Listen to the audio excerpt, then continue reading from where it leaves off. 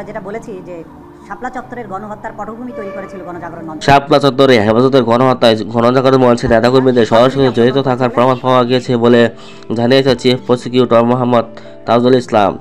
বুধবার 12 মার্চ আন্তর্জাতিক অপরাধ ট্রাইব্যুনালের প্রসিকিউশন পক্ষ শুনানি শেষে সাংবাদিকদের তিনি এই কথা জানান। তিনি বলেন, গণজাগরণ মঞ্চের নেতাকর্মীরা সরাসরি হেফাজতের গণহত্যায় জড়িত ছিল বলে আমরা প্রমাণ পেয়েছি। হেফাজতের আন্দোলনের মৃত্যুর সংখ্যা কত তা তদন্তের প্রতিবেদন জমা দেওয়ার পরে নিশ্চিত সংখ্যা বলা যাবে। তিনি আরও জানান, আগামী 12 মে ট্রাইব্যুনালে তদন্তের প্রতিবেদন জমা দেওয়ার নির্দেশ দিয়েছে আদালত। এর আগে শাপলা চত্বরের ঘটনায় হেফাজতের করা মামলা বুধবার 12 মার্চ দুপুরে শেখ হাসিনা ও বেনজির আহমেদ সহ 5 জনের বিরুদ্ধে গ্রেফতারি পরোয়ানা জারি করে আন্তর্জাতিক অপরাধ ট্রাইব্যুনাল। এছাড়া এই মামলায় 4 অভিযুক্ত যারা গ্রেফতার হয়ে কারাগারে আছেন তাদের প্রোডাকশন ওয়ারেন্ট মূল হাজির করার নির্দেশ দেওয়া হয়েছে।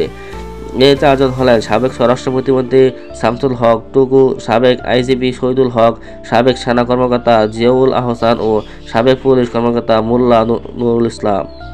অন্যদিকে সাভারে আসলে লাশ পোড়ানোর ঘটনায় ট্রাইব্যুনাল 10 জনের বিরুদ্ধে মামলা 11 মার্চ গ্রেফতারি পরোয়ানা জারি করার পর নায়ক মোহাম্মদ সোহেল মিয়া গ্রেফতার হলে বুধবার তাকে হাজির করা হয়।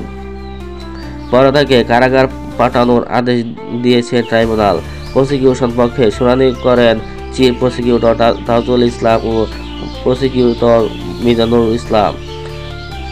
চেয়ারম্যান সহ ট্রাইব্যুনালের অপর 2 সদস্য উপস্থিত ছিলেন। প্রসিকিউশন পক্ষে উপস্থিত ছিলেন প্রসিকিউটর BM সুলতান মাহমুদ, গাজী MS তামিম, মোহাম্মদ শহীদুল ইসলাম, তারেক আবদুল্লাহ ও শায়েক মাদানী। 2013 সালে 5 মে রাজধানী মতিঝিলের শাপলা চত্বরে গণহত্যার অভিযোগে এনে শেখ হাসিনা সহ 50